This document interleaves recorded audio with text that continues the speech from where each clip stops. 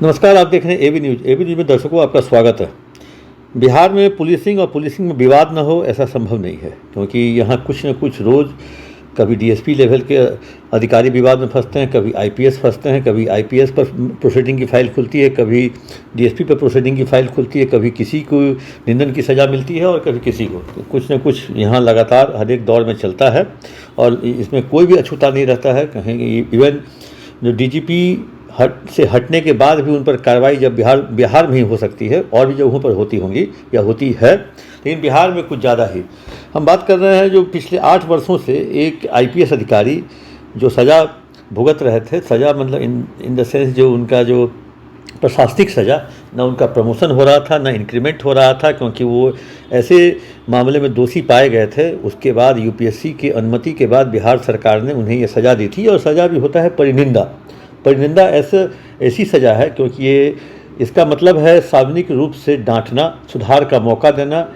इस सज़ा का असर प्रमोशन, वेतन वृद्धि पर ख़ास तौर पर सीधे तौर पे पड़ता है, और वैसे सज़ा से उस आईपीएस को अभी मुक्ति मिली है। और 8 साल क्या कहें जो वनवास खत्म हुआ है, और 8 साल का वनवास खत्म होने के बाद अब वो मुख्य धारा में आने के लिए तैयार हो चुके हैं। उनके लिए कहें जो डिपार्टमेंटल प्रोसीडिंग कमेटी की बैठक भी हुई, डीपीसी कहा जाता है, उस बैठक में उनकी सज़ा खत्म होने के बाद उनको प्रमोशन भी दिया गया है। अब वो सीधे आईजी बना दिए गए हैं। अब कहाँ पोस्ट होते हैं वो सरकार के परिधि में है, वो सरकार निर्णय लेगी, लेकिन वो प्रमोशन पा चुके हैं। हम बात कर रहे हैं 2006 बैच के पंकज राज। जब वो सारण में एसपी थे तो उनके खिलाफ बालू माफिया और बालू भंडारण में कहे जो एक तरह से संरक्षण देने का आरोप लगा था, अवैध खनन, भंडारण, परिवहन में मिलीभगत के सामने। तो निगरानी ने इस मामले की जांच की।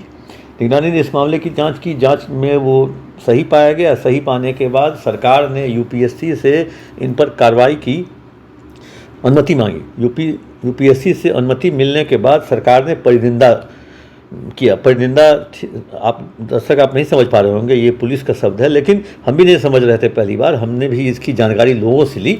तो इसमें वेतन वृद्धि में रोक और प्रमोशन नहीं होता है। वो 8 साल की शायद सज़ा थी, क्योंकि 17 में ये हुआ था, और 17 के बाद ये 25 में ये हुए हैं। उनके बैच के कई लोग आईजी भी बन चुके हैं। अब ये सीधे तौर पे आईजी बनेंगे। तो कहें जी इनका वनवास खत्म हुआ। तो पंकज राज के बारे में बता भी देते हैं। ये 2006 बैच के आईपीएस हैं। फर्स्ट इनकी पोस्टिंग एएसपी बेतिया के रूप में हुई थी। ये छपरा, सुपौल, मुंगेर, नवादा, सीतामढ़ी में एसपी के रूप में कार्य कर चुके हैं। ये बैडमिंटन में चैंपियन है। ऑल इंडिया पुलिस बैडमिंटन जो है उसके ये मेंबर भी रहे हैं, उसको लीड भी किए हुए हैं। तो पंकज राज की सज़ा तो खत्म हुई है, पंकज राज अब पोस्ट भी होंगे। एक ऐसे ही एक और सज़ा अभी कहें, एक आईपीएस बिहार का और वनवास में है, वो तो शायद जेल भी जा चुके हैं। और हम बात कर रहे हैं आदित्य कुमार की। आदित्य कुमार गया में एसपी रहे, बेगूसराय में एसपी रहे, कई जगहों पर एसपी रहे। बेगूसराय में एसपी रहने के दौरान एसपी और आईजी के बीच में विवाद हुआ। आईजी वहाँ अमित लोढ़ा हुआ करते थे, ये एसपी के रूप में थे। कुछ शराब के मामले को लेकर के मामला हुआ। दोनों आईपीएस वहाँ से हटाए गए। काफ़ी किरकिरी भी हुई थी बिहार में, जब समाचार पत्रों में और सोशल मीडिया पे ये खबरें चलती थी, और दोनों में भी। लेकिन उस लड़ाई के लिए नहीं, आदित्य कुमार पर दूसरा आरोप था। उस लड़ाई के दौरान तो आईजी अमित लोढ़ा भी थे, लेकिन उनका प्रमोशन एडीजी में आखिरकार कैट के माध्यम से हुआ। लेकिन आदित्य कुमार का अभी तक निलंबन में है, वो जेल भी जा चुके हैं। उन पे आरोप था जो अपने फ़ायदे के लिए वो पटना हाईकोर्ट के मुख्य न्यायाधीश बनकर अपने बिहार के डीजीपी को फ़ोन करवाते थे अपने मित्र के मार्फत से, और लगभग एक नहीं कम से कम 20 कॉल, वो फर्जी कॉल गया बिहार के डीजीपी को।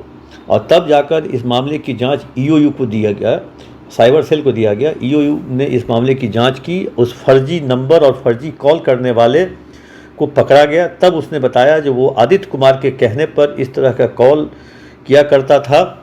तब दोनों गिरफ्तार हुए, दोनों जेल गए। अभी आदित्य कुमार बेल आउट हैं, लेकिन निलंबन से मुक्त नहीं हुए। निलंबन से मुक्ति के लिए उन्होंने कैट में जो आईपीएस का ट्रिब्यूनल है उसमें वहाँ अपील की। कैट ने कहें जो बिहार सरकार के गृह सचिव को ही बुलाया और उनसे पूछा जो आखिर आखिर इनकी पोस्टिंग क्यों नहीं हो रही है। लेकिन उस कैट के आदेश को मतलब बुलाया था मतलब अपनी बात रखने के लिए, लेकिन उस आदेश को पटना हाई कोर्ट ने तत्काल रोक लगा दिया। जो बिहार सरकार के मुख्य सचिव कैट में इस मामले में नहीं जाएंगे, तो अभी भी वो निलंबन है। यहाँ जो यह निलंबन का इस बीच में काफ़ी दौर चला, मतलब सुधीर कुमार पोरिका भी निलंबित हुए सबसे कम दिनों तक, बालू माफियाओं के चक्कर में वो भी गए थे। राकेश दुबे जो आरा के एसपी थे, पोरिका औरंगाबाद में थे, आरा में राकेश दुबे थे, वो 3.25 साल तक निलंबित रहे, मतलब 3.25 साल तक। अब आप समझ सकते हैं जो यहाँ निलंबन से मुक्त करना और निलंबन प्रक्रिया में रखने के लिए उसमें भी लगता है सरकार कुछ कहें देर सवेर ऊंच नीच सब कुछ देखती है। दयाशंकर पूर्णिया एसपी थे, उनके यहाँ रेड हुआ, वो भी बहुत जल्द निलंबन मुक्त हो गए। तो वैसी स्थिति में कहें जो निलंबन से मुक्ति पाकर पोस्टिंग फिर पाना, ये एक अपने आप में बहुत टेढ़ी खीर है। अब देखना है जो पंकज राज की पोस्टिंग कहाँ होती है, आदित्य कुमार कब निलंबन मुक्त होते हैं, आदित्य कुमार की पोस्टिंग कहाँ होती है, इन सब को देखते हुए कहें जो बिहार सरकार जो कहें जो घेरे में कई लोग आते जाते रहते हैं। अभी DYSP SDPO लेवल के अधिकारियों पर जो कहें कार्रवाई चल रही है। और सबसे महत्वपूर्ण बात है क्या, जो इस टीम के जो ये पुलिस मुख्यालय की जो टीम है, इस टीम के रहते हुए कोई IPS नहीं, कोई SDPO लेवल का अधिकारी उन जिलों में जाना नहीं चाहता है जहां बालू का खेल है, शराब का खेल है, पत्थर का खेल है। इन जगहों से पर जिसकी तैनाती है वो वहाँ से हटने के लिए अपने ऊपर गुहार लगा रहा है। उसकी खबर मैं कल बताऊंगा, जो कहाँ कहाँ के अधिकारी ऊपर गुहार लगा रहे हैं सर मुझे हटा दिया जाए। और हटाने वाले जो लोग हैं वो लोग कैसे हैं नहीं बता सकते, लेकिन वहाँ जहाँ उनकी पोस्टिंग है वहाँ बालू का खेल है। तो उस बालू के खेल से बचने के लिए तो कब किसकी टेढ़ी नज़र उस बालू क्षेत्र में तैनात अधिकारियों पर पड़ जाए और कब किसका विकेट गिर जाए, उससे सब डरे और सहमे हुए हैं, या खौफ के साए में कह लीजिए। मतलब इसकी खबर हम विस्तार से आगे बात करेंगे। आज हम बात कर रहे थे एक IPS का वनवास खत्म, एक का वनवास जारी। आप देखते रहिए AB न्यूज़। कैसा लगा आप अपना फीडबैक कमेंट बॉक्स में जाकर जरूर दें।